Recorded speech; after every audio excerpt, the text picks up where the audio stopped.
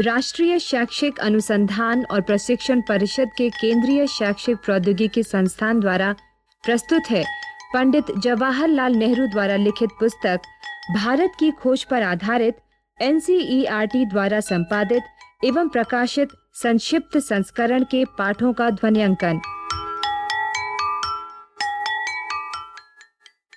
प्रस्तुत है पाठ।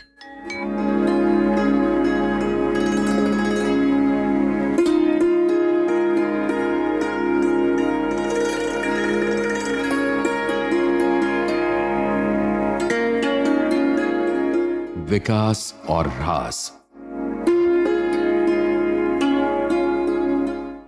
ईसवी सन के पहले 1000 वर्षों में भारत में आक्रमणकारी तत्वों और आंतरिक झगड़ों के कारण बहुत उतार चढ़ाव आए। फिर भी यह समय ऊर्जा से उफनता और सभी दिशाओं में अपना प्रसार करते हुए कर्मठ राष्ट्रीय जीवन का समय रहा है। संस्कृति एक समृद्ध सभ्यता के रूप में विकसित होती दिखाई पड़ती है और दर्शन, साहित्य, नाटक आदि क्षेत्रों में फूलती फलती है। भारतीय अर्थव्यवस्था का प्रसार होता है, उसका क्षितिज और व्यापक होता है और दूसरे देश उसके प्रभाव क्षेत्र में आते हैं। ईरान, चीन, यूनानी जगत, मध्य एशिया से उसका संपर्क बढ़ता है और इस सब से बढ़कर पूर्वी समुद्रों की ओर बढ़ने की शक्तिशाली प्रेरणा पैदा होती है, जिसके परिणाम स्वरूप भारतीय उपनिवेशों की स्थापना और भारतीय सीमाओं को पार कर दूर दूर तक भारतीय संस्कृति का प्रसार होता है। इन 1000 वर्षों के बीच के समय में, यानी 4वीं शताब्दी के आरंभ से लेकर 6वीं शताब्दी तक गुप्त साम्राज्य समृद्ध होता है और दूर दूर तक विस्तृत बौद्धिक और कलात्मक क्रियाकलाप का प्रतीक और संरक्षक बन जाता है। यह भारत का स्वर्ण युग कहलाता है। इस युग के साहित्य में जो संस्कृत साहित्य की कालजयी रचनाएं हैं, एक प्रकार की प्रशांति, आत्मविश्वास और इस आत्माभिमान की दीप्ति दिखाई पड़ती है कि वे सभ्यता के उस प्रखर मध्याह्न काल में जीवित हैं। इसके साथ ही उनमें अपनी प्रबल बौद्धिक और कलात्मक शक्तियों के अधिकतम उपयोग की उमंग भी है। लेकिन स्वर्ण युग के समाप्त होने से पहले ही कमजोरी और ह्रास के लक्षण प्रकट होने लगते हैं। उत्तर पश्चिम से गोरे हूणों के दल आते हैं और बार बार वापस खदेड़ दिए जाते हैं, किंतु उनका आना जारी रहता है और धीरे धीरे वे उत्तर भारत में अपनी राह बना लेते हैं। आधी शताब्दी तक वे पूरे उत्तर में अपने को राजसत्ता के रूप में प्रतिष्ठित कर लेते हैं, परंतु इसके बाद अंतिम गुप्त सम्राट मध्य भारत के एक शासक यशोवर्मन के साथ मिलकर बहुत प्रयत्न करके हूणों को निकाल बाहर करता है। इस लंबे संघर्ष ने भारत को राजनीतिक और सैनिक दोनों दृष्टियों से दुर्बल बना दिया और बड़ी संख्या में इन हूणों के उत्तर भारत में बस जाने के कारण लोगों में धीरे धीरे एक अंदरूनी परिवर्तन घटित हो गया। उन्हें उसी तरह आत्मसात कर लिया गया जैसे अब तक और सब विदेशी तत्वों को आत्मसात किया गया था। लेकिन उन्होंने अपना प्रभाव छोड़ा और भारतीय आर्य जातियों के प्राचीन आदर्श कमजोर पड़ गए। हूणों के पुराने वृत्तांत उनकी अत्यधिक कठोरता और बर्बर व्यवहार से भरे पड़े हैं। ऐसा व्यवहार जो युद्ध और शासन के भारतीय आदर्शों से एकदम भिन्न है। 7वीं शताब्दी में हर्ष के शासन काल में राजनीतिक और सांस्कृतिक दोनों दृष्टियों से पुनर्जागृति होती है। उज्जैनी यानी आधुनिक उज्जैन, जो गुप्त शासकों की शानदार राजधानी थी, फिर से कला और संस्कृति और एक शक्तिशाली साम्राज्य का केंद्र बनती है। लेकिन आने वाली सदियों में वह भी कमजोर पड़कर धीरे धीरे खत्म हो जाती है। 9वीं शताब्दी में गुजरात का मिहिर भोज उत्तर और मध्य भारत में छोटे राज्यों को मिलाकर एक संयुक्त राज्य कायम करके कन्नौज को अपनी राजधानी बनाता है।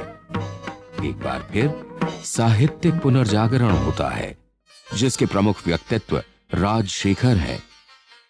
11वीं शताब्दी के आरंभ में एक बार फिर एक दूसरा भोज सामने आता है, जो बहुत पराक्रमी और आकर्षक है, और उज्जैनी फिर एक बड़ी राजधानी बनती है। यह भोज बड़ा अद्भुत व्यक्ति था, जिसने अनेक क्षेत्रों में प्रतिष्ठा हासिल की। वह व्याकरण और कोशकार था। साथ ही उसकी दिलचस्पी भेषज और खगोल शास्त्र में थी। उसने इमारतों का निर्माण कराया और कला और साहित्य का संरक्षण किया। वह स्वयं कवि और लेखक था, जिसके नाम से कई रचनाएं मिलती हैं। उसका नाम महानता, विद्वत्ता और उदारता के प्रतीक के रूप में लोक कथाओं और किस्सों का हिस्सा बन गया है। इन तमाम चमकदार टुकड़ों के बावजूद ऐसा लगता है कि एक भीतरी कमजोरी ने भारत को जकड़ रखा है, जिससे उसकी राजनीतिक प्रतिष्ठा ही नहीं बल्कि उसके रचनात्मक क्रियाकलाप भी प्रभावित होते दिखाई पड़ते हैं। इसकी कोई तिथि निश्चित नहीं की जा सकती, क्योंकि यह प्रक्रिया बहुत धीमी गति से चलती रही और इसने दक्षिण भारत की तुलना में उत्तर भारत को जल्द प्रभावित किया। वस्तुतः राजनीतिक और सांस्कृतिक दोनों दृष्टियों से दक्षिण अधिक महत्वपूर्ण हो गया। शायद इसका कारण ये रहा हो कि दक्षिण आक्रमणकारियों के लगातार हमलों का मुकाबला करने के दबाव से बचा रहा। शायद उत्तर भारत की अनिश्चित स्थिति से बचाव के लिए बहुत से लेखक और कलाकार और वास्तुशिल्पी दक्षिण में जाकर बस गए। दक्षिण के शक्तिशाली राज्यों और उनके वैभवशाली दरबारों ने इन लोगों को आकर्षित किया होगा और उन्हें रचनात्मक कार्य के लिए ऐसा अवसर दिया होगा जो उन्हें दूसरी जगह नहीं मिला। गर्चे उत्तरी भारत पूरे भारत पर उस तरह हावी नहीं था जैसा प्राय अतीत में होता रहा था, और वह छोटे छोटे राज्यों में बंटा हुआ था। फिर भी जीवन वहां समृद्ध था और वहां कई केंद्र सांस्कृतिक और दार्शनिक दृष्टि से सक्रिय थे। हमेशा की तरह बनारस धार्मिक और दार्शनिक विचारों का गढ़ था और हर ऐसे व्यक्ति को जो कोई नया सिद्धांत प्रस्तुत करता था या किसी प्राचीन सिद्धांत की पुनर्व्याख्या करता था, अपने विचारों को न्याय संगत ठहराने के लिए वहां आना पड़ता था। लंबे समय तक कश्मीर भी बौद्धों और ब्राह्मणों के संस्कृत ज्ञान का बहुत बड़ा केंद्र रहा। भारत में बड़े बड़े विश्वविद्यालय रहे। इनमें सबसे प्रसिद्ध नालंदा था, जिसके विद्वानों का पूरे भारत में आदर किया जाता था। नालंदा में शिक्षा पाने वाले पर संस्कृति की छाप लग जाती थी। उस विश्वविद्यालय में प्रवेश आसान नहीं था, क्योंकि प्रवेश उन्हीं को मिलता था जिन्होंने पहले ही एक स्तर तक योग्यता प्राप्त कर ली हो। इसने स्नातकोत्तर स्तर की शिक्षा देने की विशेषज्ञता प्राप्त की थी और यहां चीन, जापान और तिब्बत से विद्यार्थी आते थे। बल्कि यहां तक कहा जाता है कि कोरिया, मंगोलिया और बुखारा से भी।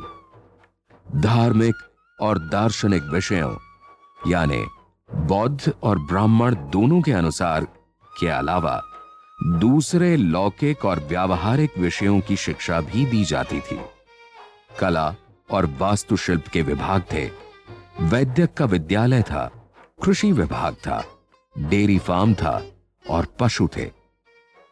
कहा जाता है कि यहां का बौद्धिक जीवन जीवंत वाद विवादों और चर्चाओं का था। विदेशों में भारतीय संस्कृति का प्रसार ज्यादातर नालंदा के विद्वानों ने किया है।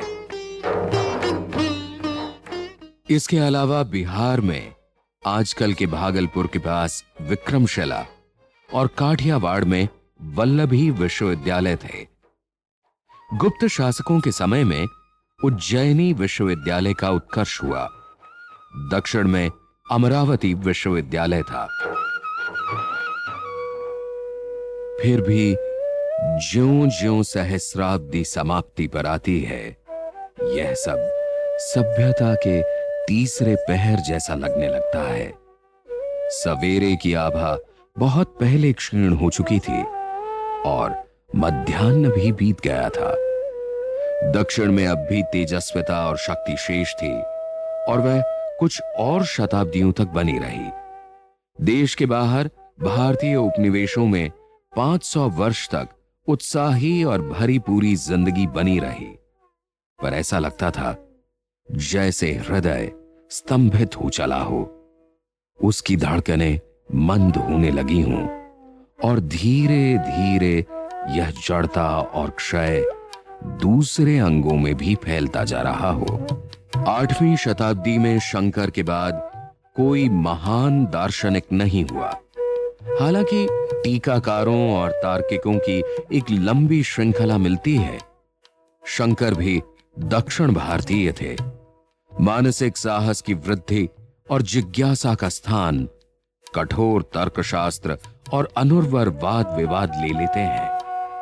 ब्राह्मण धर्म और बौद्ध धर्म दोनों का ह्रास होने लगता है और पूजा के विकृत रूप सामने आने लगते हैं, विशेषकर तांत्रिक पूजा और योग पद्धति के भ्रष्ट रूप। साहित्य में भवभूति आखिरी बड़ा व्यक्ति था।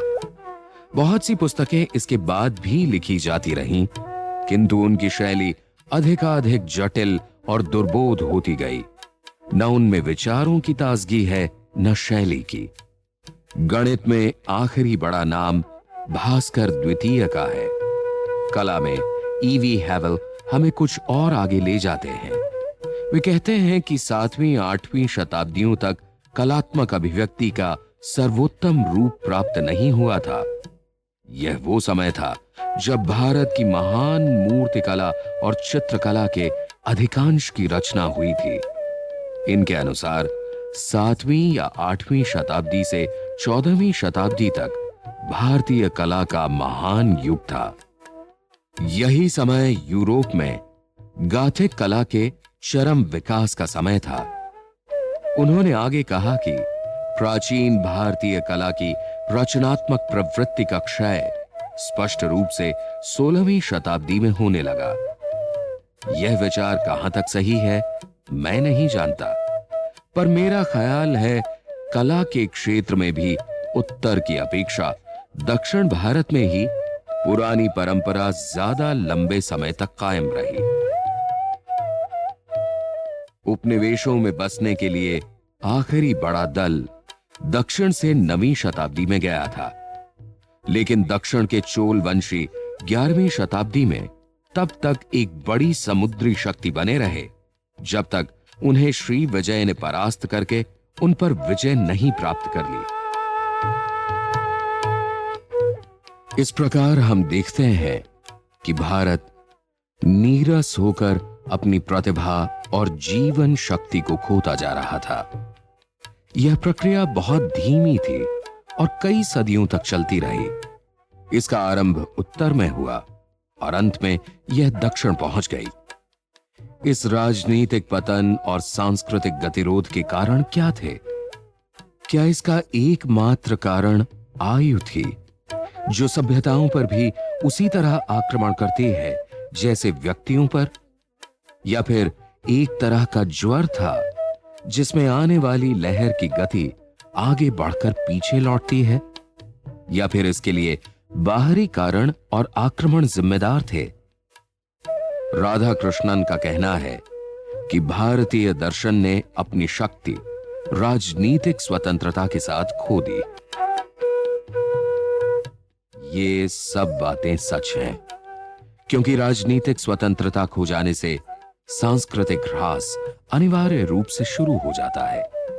लेकिन राजनीतिक स्वतंत्रता तभी छिनती है जब उससे पहले किसी तरह का ह्रास शुरू हो जाता है।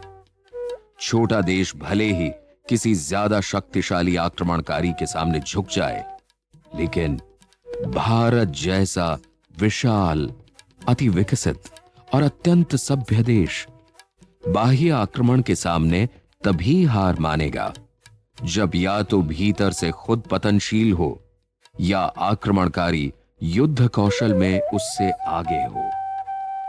यह भीतरी ह्रास भारत में इन 1000 वर्षों के अंत में बिल्कुल स्पष्ट दिखाई पड़ता है। हर सभ्यता के जीवन में ह्रास और विघटन के दौर बार बार आते हैं और भारत में इस तरह के दौर पहले आ चुके हैं। भारत ने उनसे बचकर नए सिरे से अपना कायाकल्प कर लिया। कभी कभी वह कुछ समय के लिए अपने ही भीतर सिमट गया और फिर नई शक्ति बटोर कर सामने आया।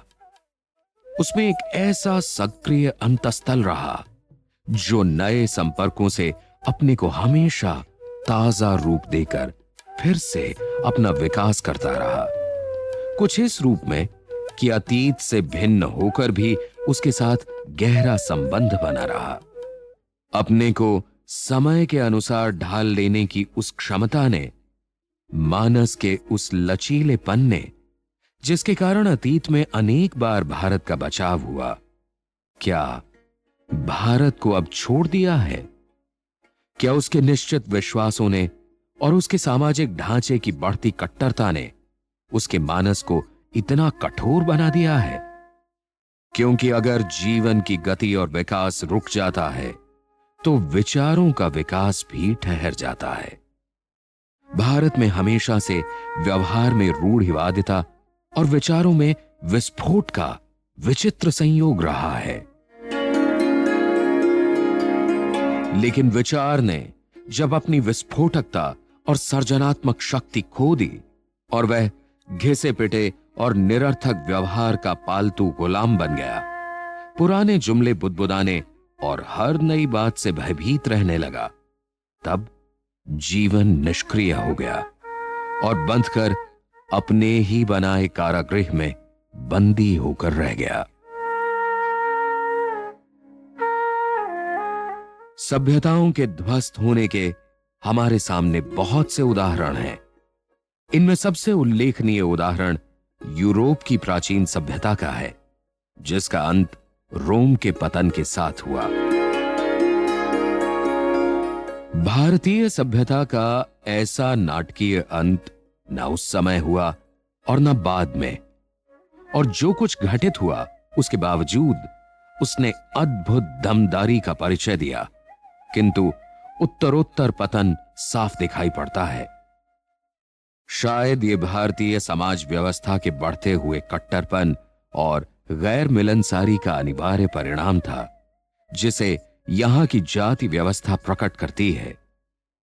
जहां भारतीय विदेश चले गए, जैसे दक्षिण पूर्वी एशिया में, वहां उनकी मानसिकता, रीति रिवाज और अर्थव्यवस्था किसी में इतना कट्टरपन दिखाई नहीं पड़ता।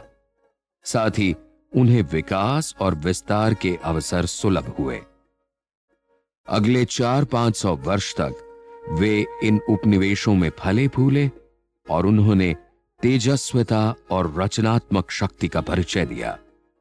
स्वयं भारत में गैर मिलनसारी की भावना ने उनकी रचनात्मकता को नष्ट कर दिया और एक तंग दिल गुट और संकुचित दृष्टिकोण का विकास किया। जीवन इस तरह निश्चित चौखटों में बंट गया, जहां हर आदमी का धंधा स्थायी और नियत हो गया और दूसरों से उसका सरोकार बहुत कम रह गया। देश की सुरक्षा के लिए युद्ध करना क्षत्रियों का काम हो गया। दूसरे लोगों ने इसमें कोई दिलचस्पी नहीं ली या उन्हें लेने नहीं दी गई। ब्राह्मण और क्षत्रिय वाणिज्य व्यापार को नीची नजर से देखते थे। नीची जाति वालों को शिक्षा और विकास के अवसरों से वंचित रखा गया और उन्हें अपने से ऊंची जाति के लोगों के अधीन रहना सिखाया गया।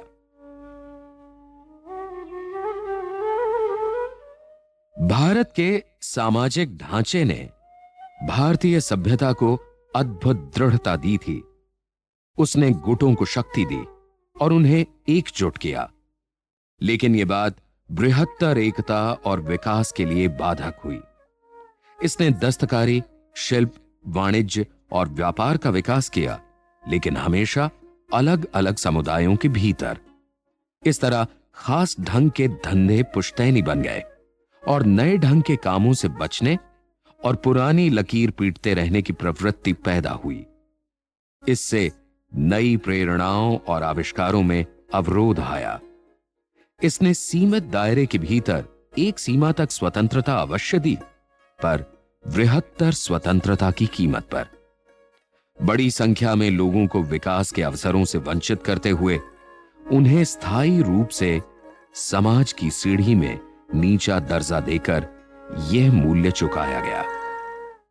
जब तक यह व्यवस्था विकास और विस्तार के अवसर के मार्ग मुहैया करती रही, यह प्रगतिशील बनी रही। जब यह विकास की उस सीमा तक पहुंच गई जहां तक इसके लिए संभव था, तब तक यह जड़, अप्रगतिशील और अंततः पतनोन्मुख हो चली। इसी कारण हर तरफ ह्रास हुआ। विचारों में, दर्शन में, राजनीति में, युद्ध की पद्धति में, बाहरी दुनिया के बारे में जानकारी और उसके साथ संपर्क में। साथ ही क्षेत्रीयता के भाव बढ़ने लगे। भारत की अखंडता की अवधारणा के स्थान पर सामंतवाद और गिरोहबंदी की भावनाएं बढ़ने लगी और अर्थव्यवस्था संकुचित हो गई।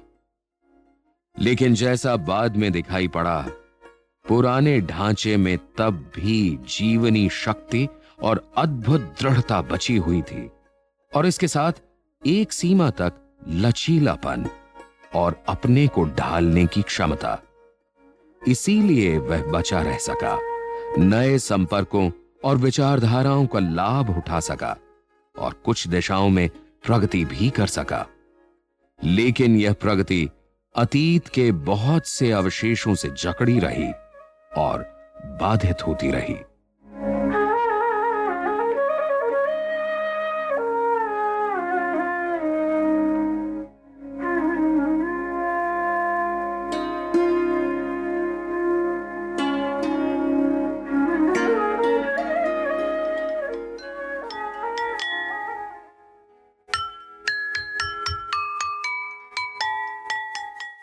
अभी आप सुन रहे थे पाठ, लेखक पंडित जवाहरलाल नेहरू, संपादन और अनुवाद निर्मला जैन, वाचन स्वर जितेंद्र राम प्रकाश, ध्वन्यांकन सतीश लाड़े, दीपक पांडे, निर्माण सहयोग दाऊ दयाल चतुर्वेदी तथा निर्माण एवं प्रस्तुति रमेश रानी शर्मा।